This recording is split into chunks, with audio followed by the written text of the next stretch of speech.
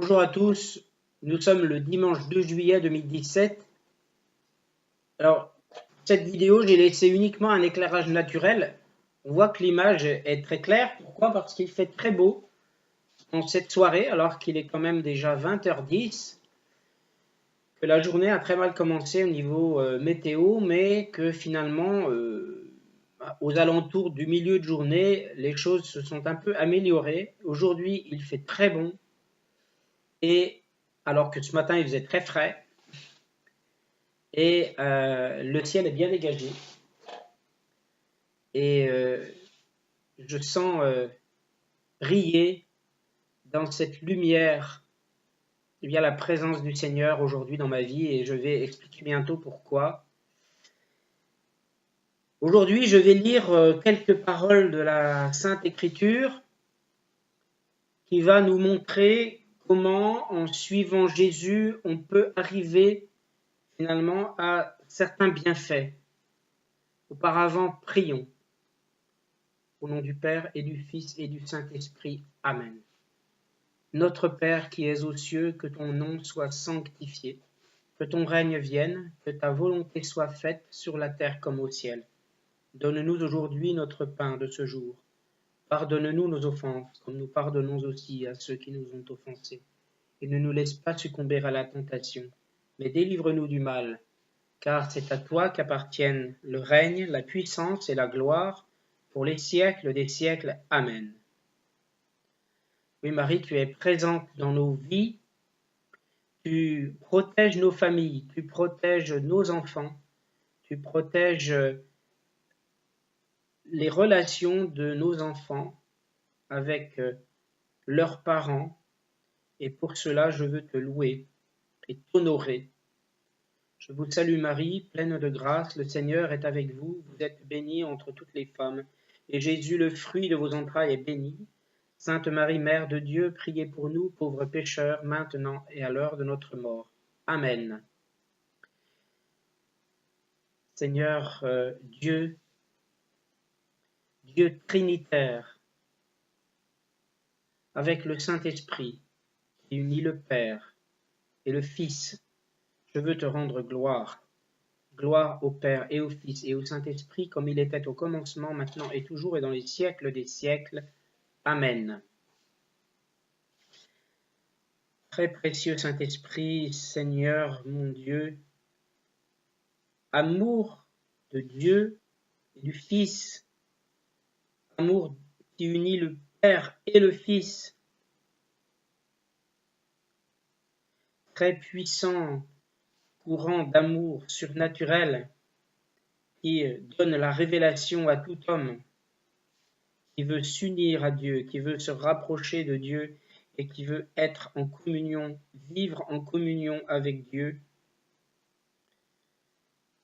Merci, parce que depuis ma confirmation, tu m'inondes de tes bienfaits, tu me réchauffes, tu me réconfortes. Merci, précieux Saint-Esprit. Amen. Précieux Saint-Esprit, permets-moi aujourd'hui de me donner la juste connaissance et l'intelligence afin de bien comprendre la parole que je vais lire maintenant. Amen. Tout d'abord, je souhaite dire une parole de la Sainte Bible qui est un peu la base de la façon dont on peut suivre Jésus. On trouve cela en Matthieu 8, 34 jusqu'à 9.1. Appelant la foule avec ses disciples, il leur dit : « Si quelqu'un veut marcher à ma suite, qu'il renonce à lui-même, qu'il prenne sa croix et qu'il me suive.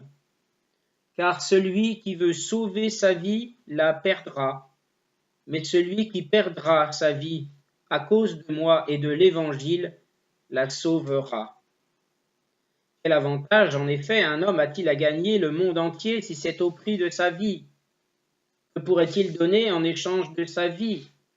Celui qui a honte de moi et de mes paroles dans cette génération adultère et pécheresse, le Fils de l'homme aussi aura honte de lui, quand il viendra dans la gloire de son Père avec les saints anges.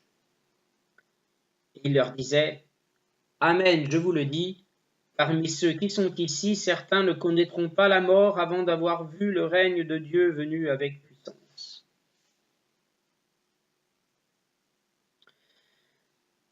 Que signifie cette parole? Cette parole signifie tout simplement que déjà nous devons laisser de côté, laisser derrière nous même, à l'extérieur de nous, ce qui a fait de nous des gens, des êtres sans foi dans le Seigneur, mais qui se contentaient de se faire leur propre loi de morale dans la vie. Laisser derrière nous, ou tenter de laisser derrière nous, tout ce qui a fait notre être d'avant, que nous soyons croyants, que nous ayons la foi, mais aussi de pouvoir porter sa propre croix, c'est-à-dire de pouvoir prendre conscience que nous sommes faibles et pécheurs et que nos souffrances et que nos difficultés, nos mésaventures dans la vie doivent être assumées par nous-mêmes et que nous devons savoir porter cette souffrance tout en se rapprochant de notre Seigneur. Parce que notre vie de pécheur et notre vie de non-croyant, nous devons la laisser derrière afin de réellement laisser notre cœur librement se rapprocher du Seigneur par la lecture de la parole, par la prière, par la charité, la miséricorde et par aussi la toute liberté pleine et entière de recevoir les sacrements de l'Église.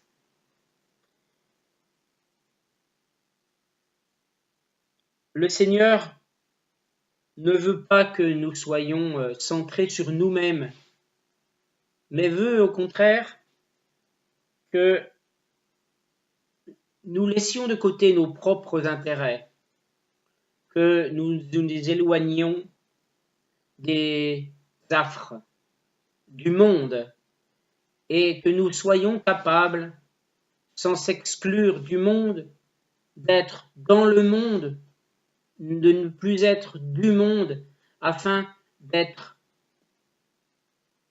chrétiens à part entière et de pouvoir se regarder différemment et regarder les autres différemment, regarder les autres avec plus d'amour, se regarder avec, on va dire, une certaine part de critique, comme je l'ai déjà dit, sans illusion sur soi, avec humilité, se regarder soi-même avec humilité et regarder les autres avec beaucoup d'amour, ce que le Seigneur veut de nous. Donc, en laissant derrière nous notre vie ancienne, qui n'avait pas la foi en elle, eh bien, nous allons mourir en nous, à nous-mêmes d'une certaine façon, pour mieux renaître de nos cendres dans la vie avec le Christ. Alors bien sûr, allez-vous me dire, quand est-ce que l'on rencontre Dieu dans tout cela? Eh bien, le bonheur, ce sera sur terre. Mais la vision béatifique, ce sera après la mort. Et si on ne prend pas garde de veiller à l'humilité en nous-mêmes pour être capable par la suite de mourir à soi-même afin d'accéder à la vision béatifique, nul ne peut voir Dieu sans mourir à lui-même, eh bien, nous allons tout droit dans le mur, mais nous n'y parviendrons pas. Suivre Jésus, pour moi, c'est un peu tout cela. D'autant que certains, peut-être d'entre nous, si le Seigneur bientôt revient dans cette génération, eh bien, ne mourront pas avant qu'il soit revenu avec les saints anges. Il est important, à mon sens, pour suivre Jésus en pleine conscience, avec la conscience de toutes les causes qui peuvent nous amener à le faire et de toutes les conséquences possibles et imaginables qui vont être amenées par cette décision de notre esprit et de notre cœur. Eh bien, nous allons être capables de laisser derrière nous, voilà, l'ancienne vie, de renaître et d'être capable de prier, d'être capable de vivre dans le bonheur de l'amour, de la présence du Christ dans notre vie terrestre. Voilà ce que je voulais dire sur cette parole. La dernière phrase que j'ai dite, j'ai tout petit peu perdu le fil, parce qu'il faut dire que la subordonnée était bien loin de la principale. J'en suis navré, mais je voulais poser les bases de la suite, parce que en suivant le Christ, eh bien, on peut avoir des bienfaits, comme j'ai dit au début, mais on peut avoir aussi des méfaits. Alors non pas par l'action du Christ, bien sûr, mais parce que lorsque l'on décide de suivre le Christ, nous sommes potentiellement sujets à des persécutions. En Matthieu 11, verset 34, il est dit que le Seigneur a dit « Ne croyez pas que je sois venu apporter la paix sur terre. Ma mission n'est pas d'apporter la paix, mais l'épée. Oui, je suis venu opposer le fils à son père, la fille à sa belle-mère, la belle-fille à sa belle-mère, la fille à sa mère, j'ai voulu dire. Désolé. On aura pour ennemi les membres de sa propre famille. Celui qui aime son père ou sa mère plus que moi n'est pas digne de moi. Celui qui aime son fils ou sa fille plus que moi n'est pas digne de moi. Et celui qui ne se charge pas de sa croix et ne me suit pas n'est pas digne de moi. Celui qui cherche à sauver sa vie la perdra, et celui qui l'aura perdue à cause de moi la retrouvera. » Alors, la suite, si quelqu'un vous accueille, c'est moi qui l'accueille. Or, celui qui m'accueille, accueille celui qui m'a envoyé. Celui qui accueille un prophète parce qu'il est un prophète recevra la même récompense que le prophète lui-même, et celui qui accueille un juste parce que c'est un juste aura la même récompense que le juste lui-même. Si quelqu'un donne à boire, ne serait-ce qu'un verre d'eau fraîche au plus insignifiant de mes disciples, parce qu'il est mon disciple, vraiment, je vous l'assure, il ne perdra pas sa récompense. Dans cette parole, on voit que le Christ dit bien qu'il apporte effectivement des malheurs déjà dans notre entourage. Parce qu'il n'est pas simple de se présenter comme chrétien à notre entourage. Cela peut être source de moquerie, cela peut être source de rejet, comme cela peut être source d'une certaine curiosité, plus ou moins saine, comme cela peut être aussi, et pourquoi pas, source d'une conversion, de tel ou tel membre de l'entourage qui se trouve fasciné par la foi de l'autre. Mais on sait très bien que le fait d'aimer le Seigneur depuis toujours est sujet à persécution et donc est sujet aussi à tension.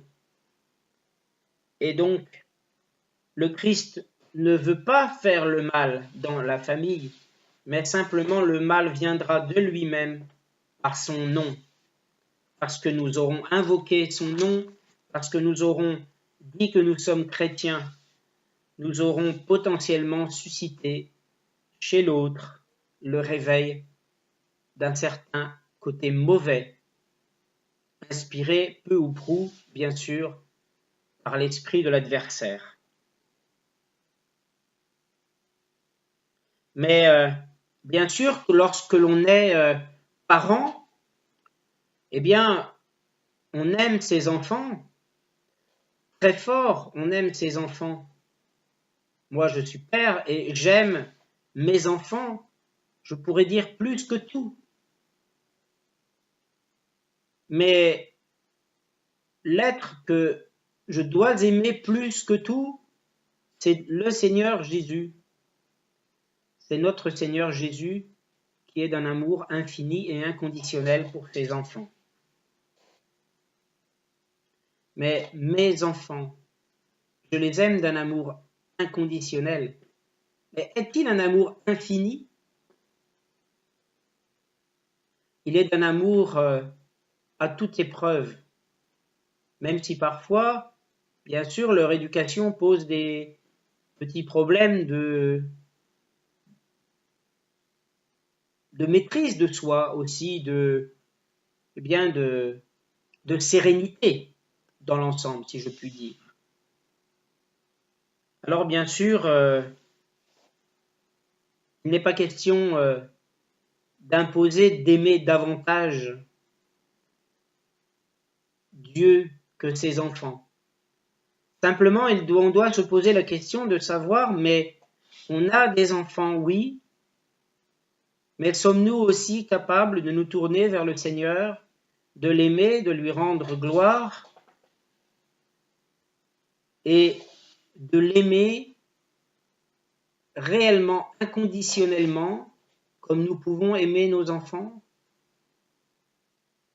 Alors non pas qualitativement, quantitativement, mais d'une façon dont nous ayons conscience que le Seigneur est présent dans notre vie et que, à tout le moins, en tant que chrétien, l'on se doit de l'aimer, de le glorifier, de le remercier, de lui exprimer notre gratitude, de le prier, de le supplier aussi parfois lorsque nous avons de grosses souffrances que nous n'arrivons pas à résoudre, afin qu'il nous aide à trouver l'issue ou les issues possibles.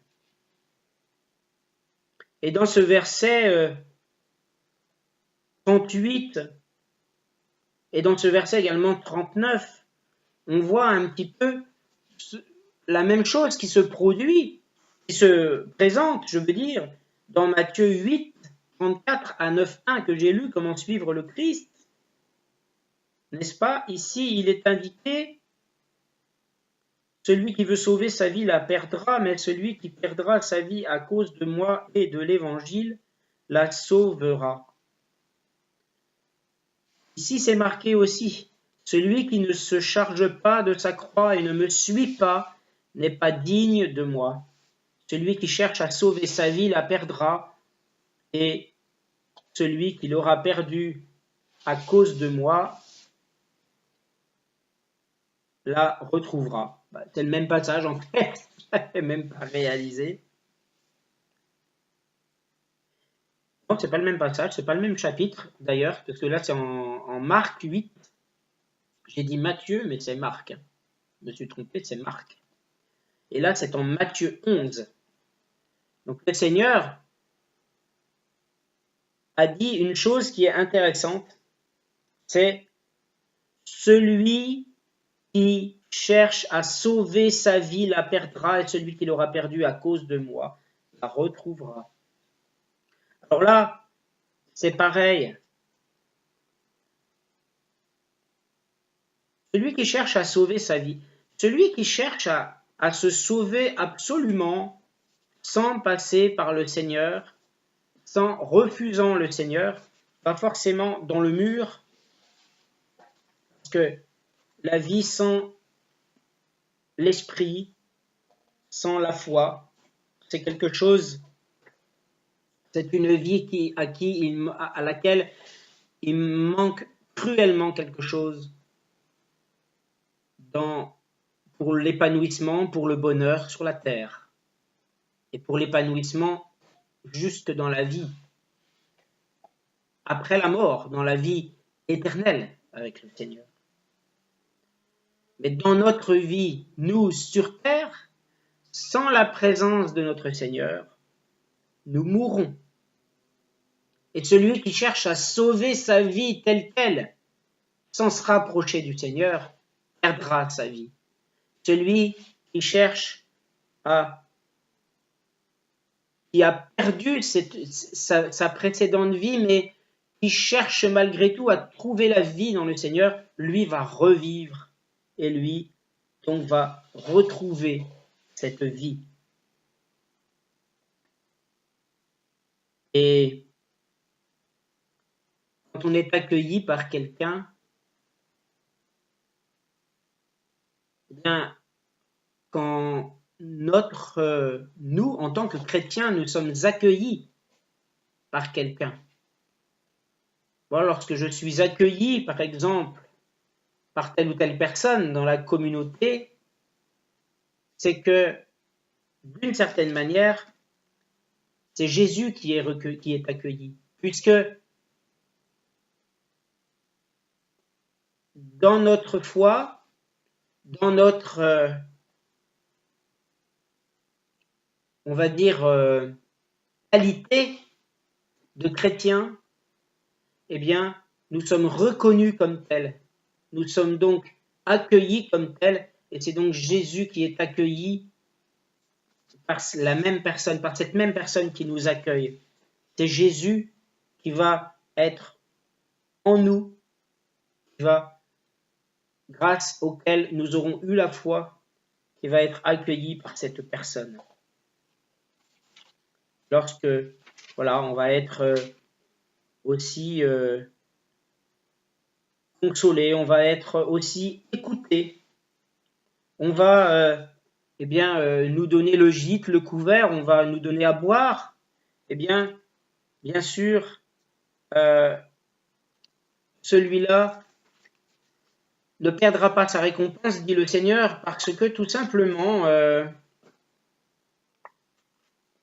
c'est un geste de charité que le Seigneur aimera. Nous allons pouvoir passer à la suite, justement, ça fait une bonne transition avec 2 Corinthiens 1, 3, 4. En 2 Corinthiens 1, 3, 4, il est indiqué comme une prière de reconnaissance. Béni soit Dieu le Père de notre Seigneur Jésus-Christ, le Père qui est plein de bonté, le Dieu qui réconforte dans toutes les situations. Il nous réconforte dans toutes nos détresses, afin qu'à notre tour nous soyons capables de réconforter ceux qui passent par toutes sortes de détresses, en leur apportant le réconfort que Dieu nous a apporté.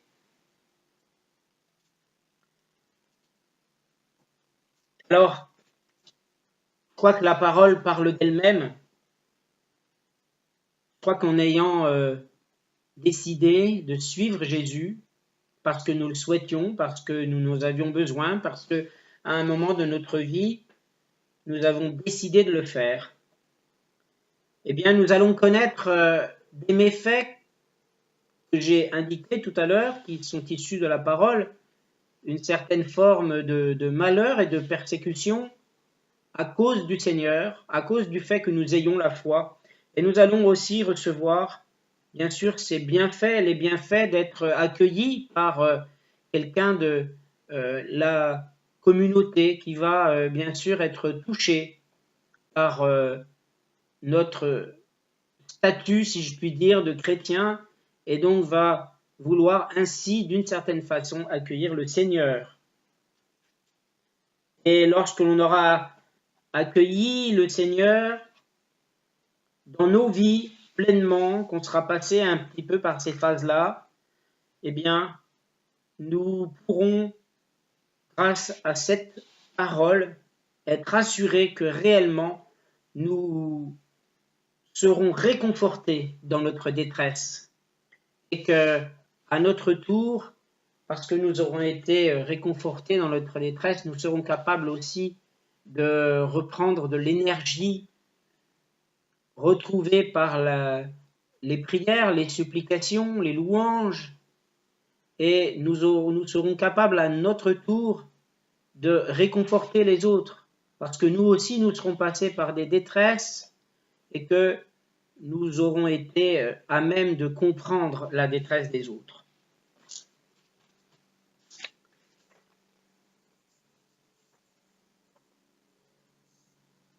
Alors, on peut se souvenir aussi de cette parole de Marc, non pas de Matthieu, je corrige, c'est bien Marc que j'ai lu en premier, 8:34 à 9:1, comment suivre le Christ en se penchant aussi un petit peu sur une parole de Jacques en chapitre 3.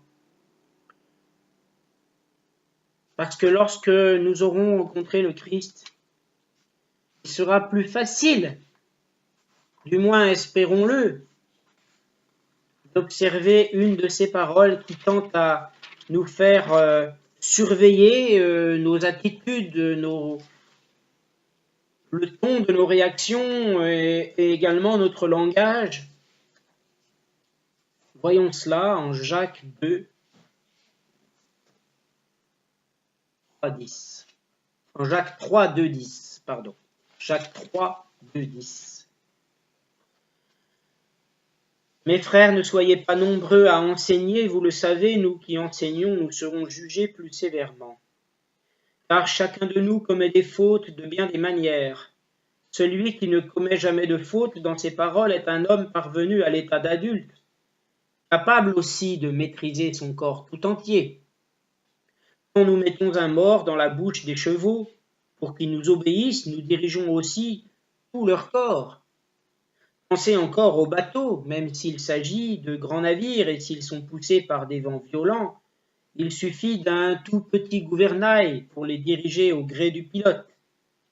Il en va de même pour la langue, c'est un petit organe, la langue, mais elle se vante de grandes choses. Ne suffit-il pas d'un petit feu pour incendier une vaste forêt? La langue aussi est un feu, c'est tout un monde de mal. Elle est là parmi les autres organes de notre corps et contamine notre être entier. Allumée au feu de l'enfer, elle enflamme toute notre existence. L'homme est capable de dompter toutes sortes de bêtes sauvages, d'oiseaux, de reptiles, d'animaux, marins, et il les a effectivement domptés. Mais la langue, aucun homme ne peut la dompter. C'est un fléau impossible à maîtriser. Elle est pleine d'un venin mortel. Nous nous en servons pour louer le Seigneur notre Père et nous nous en servons aussi pour maudire les hommes, pourtant créés pour être ceux qui lui ressemblent. De la même bouche sortent bénédiction et malédiction. Mes frères, il ne faut pas qu'il en soit ainsi. Avez-vous déjà vu de l'eau douce et de l'eau salée jaillir d'une même source par la même ouverture? Un figuier, mes frères, peut-il porter des olives ou une vigne des figues? Une source salée ne peut pas non plus donner de l'eau douce. Là, c'est très très imagé. Et bien sûr, là, on comprend qu'en ayant rencontré le Seigneur, on se sent aussi plus apaisé vis-à-vis de l'adversité humaine. Je m'explique. Avant que je rencontre le Seigneur, il m'a été donné plusieurs fois de réagir vraiment quand même plus ou moins vivement, fortement, agressivement aux attaques. Et parfois aussi, même si je n'ai jamais vraiment aimé cela, même si j'ai toujours évité de le faire en général, mais de critiquer aussi parfois les autres et d'être un peu hypocrite parfois. Dans le langage, la langue, elle est vraiment effectivement source d'un grand mal que l'on peut semer autour de soi. Alors, réellement, lorsqu'on a rencontré le Seigneur, on peut réellement se dire que le Seigneur nous instille une sorte d'apaisement qui se ressent jusque dans nos relations avec autrui. J'ai toujours été choqué, moi, de la façon dont parfois dans le milieu du travail, notamment, je le vois beaucoup, dont les hommes se comportent les uns envers les autres. Ça date pas seulement depuis que j'ai ma foi, j'ai toujours été choqué et j'ai jamais apprécié ce genre de comportement. J'ai toujours évité de le faire. En ce qui me concernait, c'est grosso modo de se passer la main par devant et de donner des coups de couteau dans le dos par derrière. Alors, et aussi de dire des choses parfois qui sont trop des jugements sans réellement connaître les autres, des jugements qui soient hâtifs ou vraiment des critiques qui peuvent être choquantes sur les autres. Alors, c'est difficile dans nos vies, parce que parfois, c'est vrai que pour éviter de se froisser avec tout le monde, surtout quand on a des principes, on peut très bien se dire je te souris par devant, mais par derrière, j'en pense pas moins, mais c'est jamais bon non plus, parce qu'on vit dans le mensonge. C'est pas ce que le Seigneur nous enseigne. On vit dans le mensonge, on vit dans l'hypocrisie.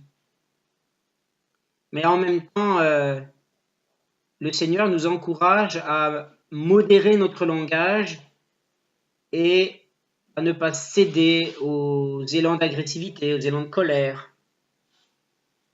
vis-à-vis d'autres personnes qui vont dire aussi du mal de nous, par exemple, ou qui vont nous traiter d'une façon que l'on n'apprécie pas. Alors voilà, je pense que j'ai fait le tour de cette question. En la résumant, tout simplement, c'est la façon dont on va suivre le Seigneur va conditionner après, si on suit sa parole, va conditionner après tout ce que l'on va pouvoir rencontrer comme bienfait, comme méfait, et ensuite tout ce que l'on va, ça va conditionner nos comportements futurs. Et lorsque l'on aura suivi la parole de cette rencontre qui nous est, la parole qui nous est prescrite, de porter sa croix, d'être sans illusion sur soi, d'être capable de laisser notre ancienne vie derrière lorsque nous n'avions pas la foi, d'être capable de se remettre en question, d'être humble en nous-mêmes et de suivre ensuite sa parole et de sentir que la douceur progressivement va envahir notre être là où effectivement l'agressivité nous envahissait jusque-là. Et bien là, je pense réellement que nous aurons fait un grand pas dans la foi et que l'on sentira réellement que le Seigneur est à l'œuvre. Prions. Seigneur, merci de m'avoir permis ce soir de faire ce petit point, cette vidéo. Alors ce petit point, cette parole que j'avais envie de transmettre, Seigneur, Bien sûr, je l'ai entendu, j'en ai entendu une petite partie à l'église. Et une fois de plus, Seigneur, cette messe m'a ragaillardi, m'a encore permis de prendre conscience à quel point, Seigneur, tu es tout puissant, tu es bon, à quel point tu m'appelles dans ton enseignement et dans la sagesse que tu veux me donner. Je ne doute pas, Seigneur, moi, de mon côté, que je suis un pécheur, que je suis faible, que j'ai du mal à trouver cette humilité. Il est difficile de voir en face ses propres défauts. Mais tu m'aides, Seigneur, dans ce sens. Pour cela, je t'en remercie. Merci aussi, Seigneur, de me permettre de changer, de sentir consciemment cette transformation par la foi dont tu m'as fait la grâce. Et pour cela, je veux te glorifier, je veux te bénir ton nom, Seigneur mon Dieu. Amen. Je vais présenter maintenant mon cadeau de confirmation. Très très beau livre. J'ai commencé à le regarder un peu, mais il y a un enseignement quand même qui est très très important dedans. C'est le catéchisme qui a été, on va dire, validé à la suite, avec des années d'études quand même, à la suite du Concile de Vatican II en 1962, si je ne m'abuse. Ce concile, c'est vrai qu'il est critiqué parce qu'il fait renoncer à beaucoup de pratiques d'antan. Mais les prêtres traditionalistes qui aimaient la messe en latin, peut-être ne se rendent-ils pas compte aussi que la foi n'était pas suffisamment ouverte totalement sur tout un chacun. Et que ceux qui avaient appris le latin, eh bien, c'était pour ainsi dire les seuls à avoir accès à la messe.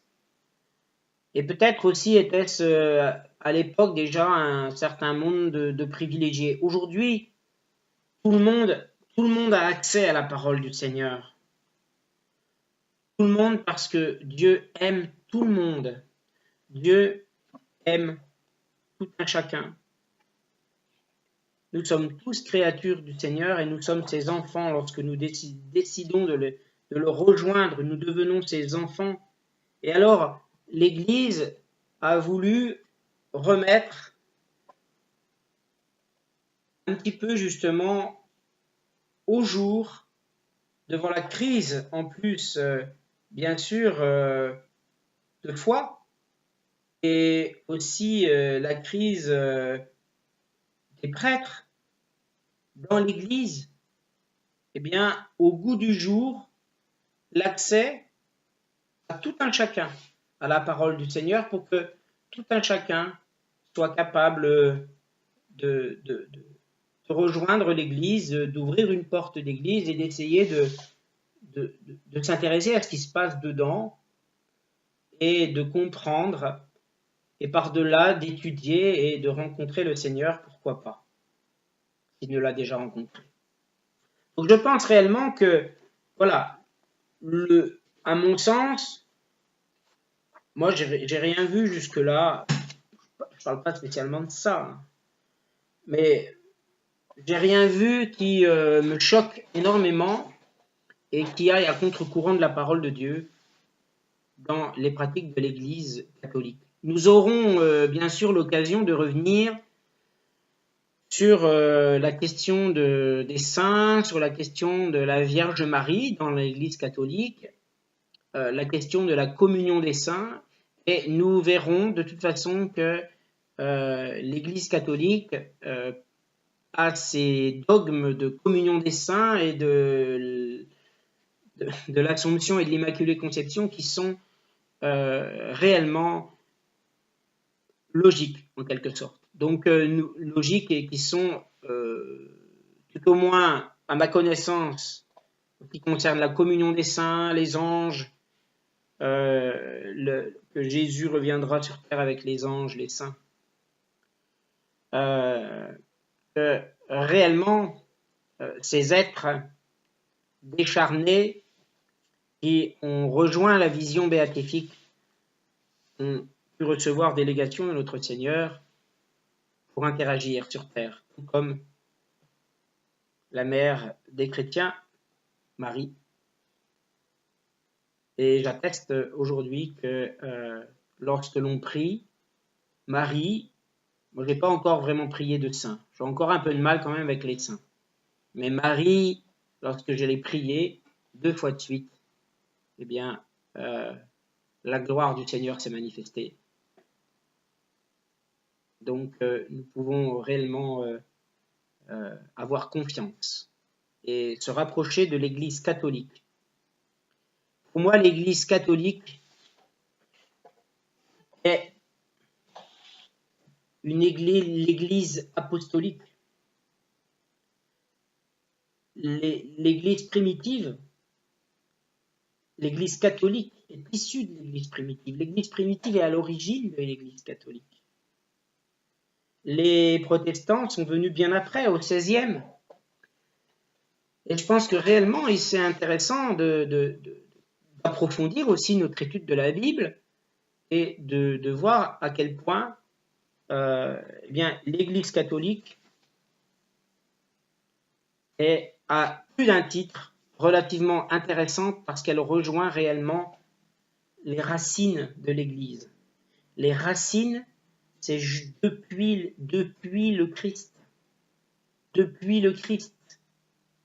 Et l'Église catholique est une religion, certes, mais avant tout, on parle bien de Dieu. Et pour moi, je n'aime pas employer ce terme de religion parce qu'il réduit trop l'Église à un mot qui ne la représente pas réellement. L'Église catholique, ça veut dire universelle, de tout le monde. L'Église qui est à l'origine, l'Église des apôtres, qui est à l'origine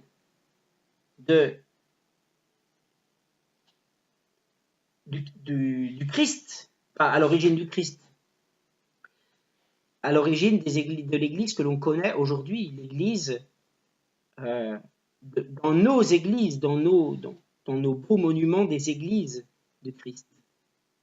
Alors, je pense que nous devrions essayer d'ouvrir nos esprits et pas vouloir absolument que la Bible soit, on va dire, rattachée à une religion de la lettre et que vraiment elle soit tournée vers l'universalité du sens de la parole, du sens profond de la parole, du sens de ce qu'il y a entre les lignes aussi, et de nous rapprocher aussi de la tradition des apôtres qui nous viennent, bien sûr, du temps du Christ, et légèrement, bien sûr, après sa mort.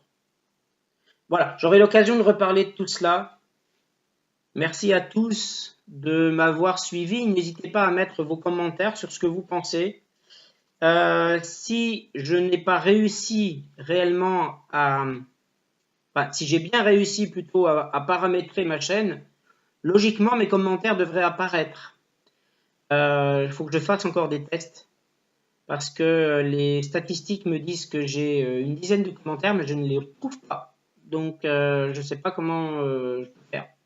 Je n'arrive pas du tout à les trouver sous mes vidéos. Donc peut-être si quelqu'un m'entend et a une idée sur la chose, peut-il m'aider à ce sujet.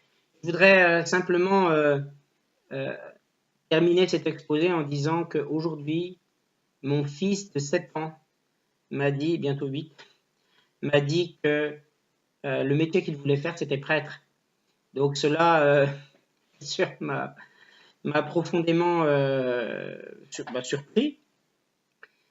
Et c'est vrai que lorsque l'on va à l'église, mon garçon est très concentré. Il chante, il récite le Notre Père et il suit, il aime bien suivre sur, voilà, sur le petit guide, le petit papier là qu'on prend à l'entrée de l'église pour voir comment se déroule la messe. Donc il est attentif et cela me fait plaisir parce que moi je sais que lorsque les tout débuts, lorsque je suis allé à l'église, lorsque j'avais vraiment 12 ans en fait, quand j'ai commencé à aller à l'église, oui 11 12 ans, même 10 ans même, et si on remonte bien à l'histoire, à cette histoire-là, eh bien j'avais tendance à pas du tout écouter ce que le prêtre disait. Je veux dire, je comprenais rien et puis ça me sortait de la tête et puis voilà. Non, lui, il est quand même attentif à ce qui se passe et il demande tout le temps on en est où. Non, il aime bien savoir, il aime bien des fois, il semble perdu. Alors voilà. Donc ça me fait plaisir de voir ça, que Dieu le protège et le guide. Si bien sûr mon petit garçon décide réellement de s'orienter dans les ordres en étant appelé. Seigneur, guide mon petit garçon et permets-lui d'accéder un jour au sacerdoce lorsque, bien sûr, il aura décidé de te suivre et d'écouter ton appel, si tu décides un jour de le lui adresser. Amen. Merci à tous et à très bientôt pour une prochaine vidéo. Au nom du Père et du Fils et du Saint-Esprit. Amen.